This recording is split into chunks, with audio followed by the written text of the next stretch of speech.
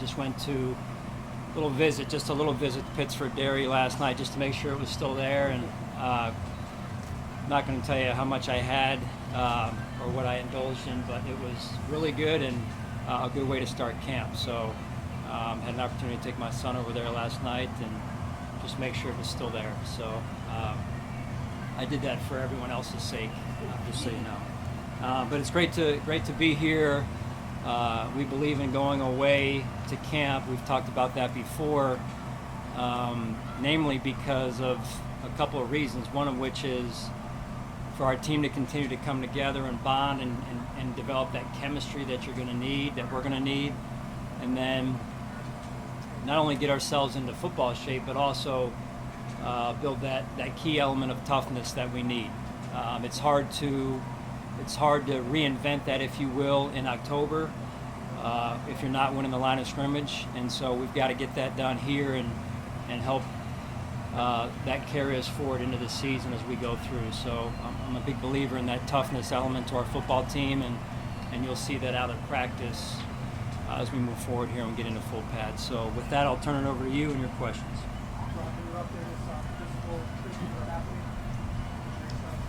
Yeah, I mean, you'll see everyone out there at practice today, Sal, and they'll be out there in full capacity, I would say, as we go through camp. Some guys will be managed, Milano being one of them, and just to name one of them, but there'll be some guys that get vet days as we go, but we'll just take it one day at a time right now. Sean, how does camp change, if at all, with so many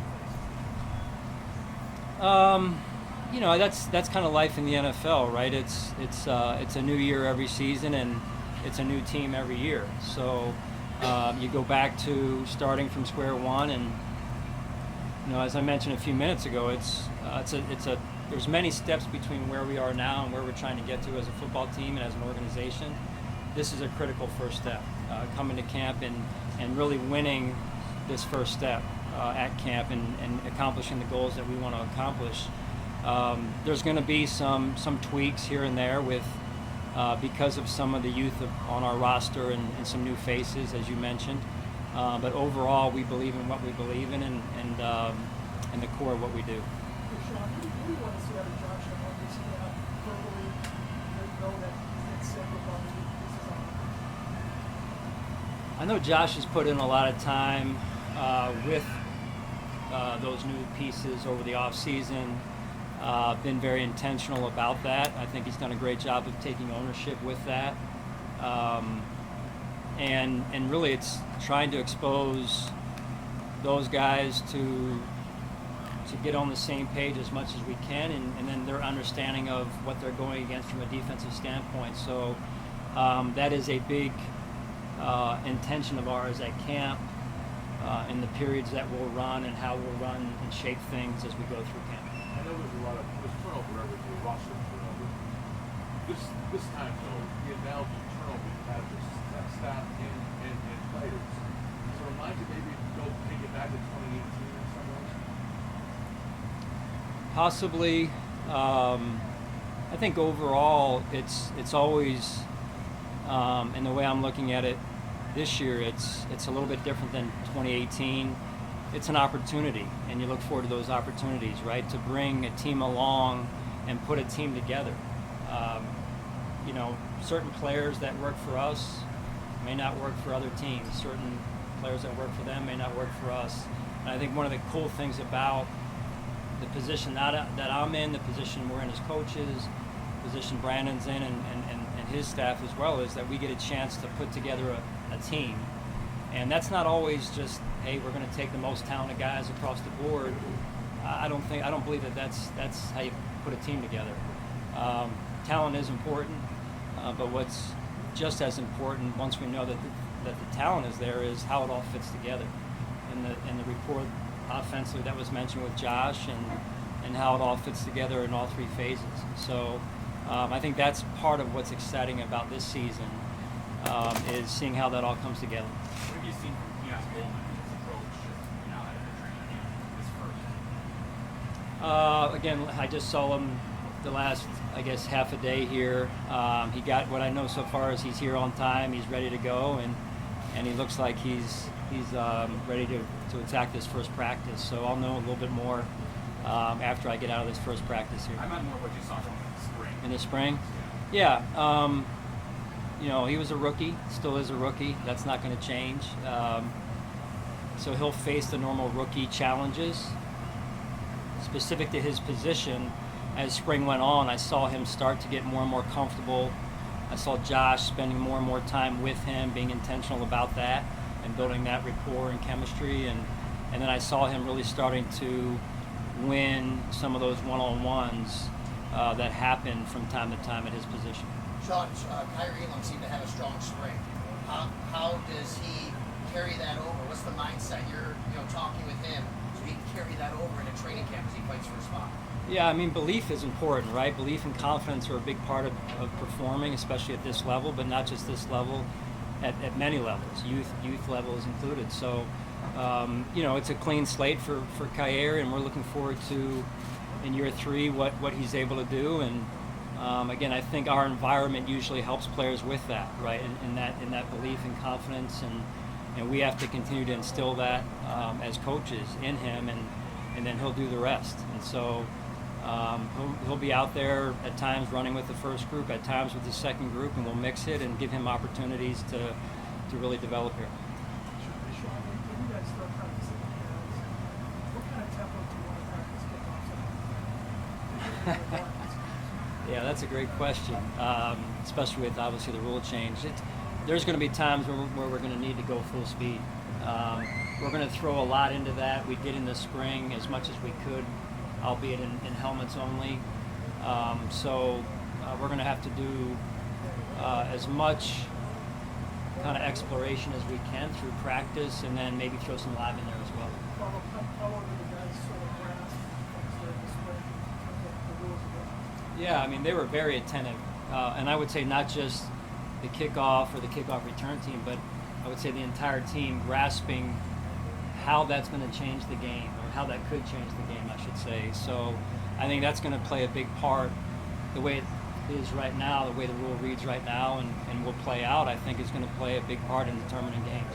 Sean, have you made a decision on play calling on defense yet? No. Is You'll that- see at practice. It's going to be a mix. Bobby will certainly have his fair share. I'll call it some, but getting that piece worked out, and I have a pretty good feel in my head for where I'm going with it. It's just not really to want to publicize that right now, but I do believe whether it's Bobby, Joe, Smiley, that getting those, that's knocking the rust off for any coordinator, any play caller in camp, and we got to make sure we do that as well, just from some what we call call it periods. So. Sean, from what you saw from Coalition in the spring, a couple of veterans in that when you brought back Taylor Rapp, what does he have to do to kind of really enter that position battle throughout training? Cole, you free?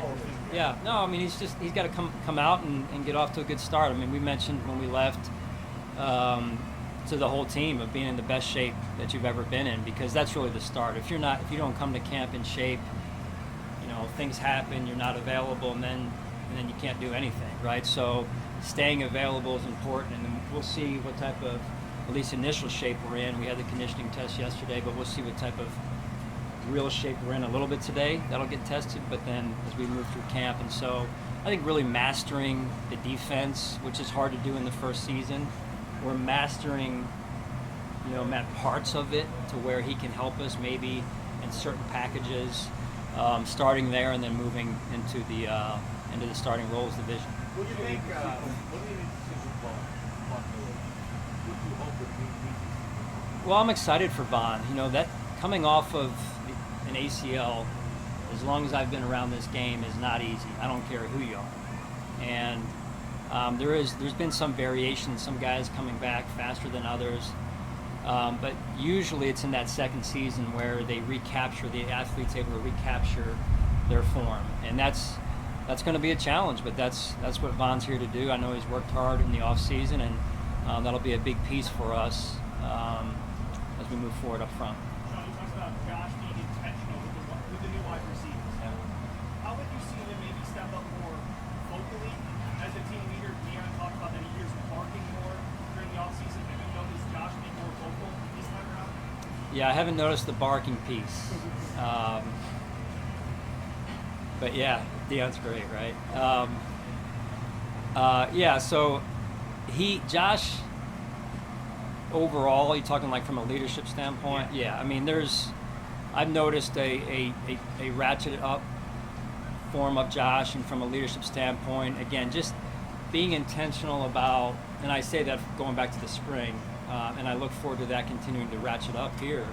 But going back to the spring, just being intentional about working with his core receivers, backs, tight ends, and hey, if something's not right, being proactive and saying, hey, listen, let's run that again, or I need to see that again, and we'll go do it during special teams period. He's coming over here with a guy or two, and I think that's a big piece of really getting our level of execution up to where it needs to be and as consistent as it needs to be. I think that safety is arguably the toughest position mentally to step into as a rookie. Other than quarterback? Yeah. I would say quarterback, middle linebacker, and safety. Probably, being indifferent of schemes or systems, I would say largely those are the main three that carry the most volume, the most responsibility. Sean, you mentioned getting back to square one at the start of the camp. Was that almost more difficult for you over the past few camps because The intention is to always start at square one, Joe, right? I think it's harder, and even talking with some of the veterans who are still here, and then some who at the end of the season went to other teams or are not playing right now. I think just speaking with them, it's harder for them mentally to really get back to square one and start over, and so there's an awareness piece with that that I took out of that, at least those conversations, and but I think that part is necessary. You have to almost force yourself to do it, even if and when you've been around a system a little bit or an environment. Sean, based off of what you said about the bishop and how tough it is to learn, saying how important is Mike Edwards getting him how to fit in there and figuring things out on the speed? Yeah, and he had the injury in spring, so he missed a lot of time there. So that's huge, Josh, for him getting up to speed, the intricacies of our defense. The intention was to have Mike out there with the first group through the spring, the duration of it, but he missed really most of the spring, if not all of it. So again, that'll be a chance for us this morning to look at Mike and see how he's doing. Sean, on the topic of defensive backs, how important will it be to draw on Bobby's experience having worked with the defensive backs at this time here, especially early in camp when you're still trying to figure things out in the second game? Yeah, and that's part of, that's awesome, fans, right? That's part of the, to me, the key ingredient of being a good coordinator is you've worked with defensive backfield, as you mentioned, and then Bobby's also worked with the linebacking core as well. So having in-depth knowledge of the back seven and then that connection that the linebackers have to the front, being exposed to both of those positions bodes well for Bobby as a coordinator, because not only can he call plays better because of that, but also connect with his staff, in particular the defensive line coaches, knowing, hey, I know enough about the front, how it works together to have credibility, so to speak. Hey, Sean, looking for the receiver depth chart, top to bottom, is this maybe the most diverse group of guys you have here? I mean, there's so many different skill sets. Yeah, there are, and it's kind of like you open the drawer to your silverware at home, and you're like, okay, tell me what this does, right? And sometimes I open the drawer at my home, and I'm like, I try and put the dishes back, and I'm like, I don't even know where this goes, right? I think we can all relate, or some of us at least. So, yeah. So anyway, it's Outside of silverware, what do you think? yeah. No, that's how I see it, honestly, is we don't really know what we have, but we know what we have. And it's interesting to see they're a very diverse group. I know a lot of people talk about we don't have a true number one and this and that. I think these guys will rise to the occasion. I really do.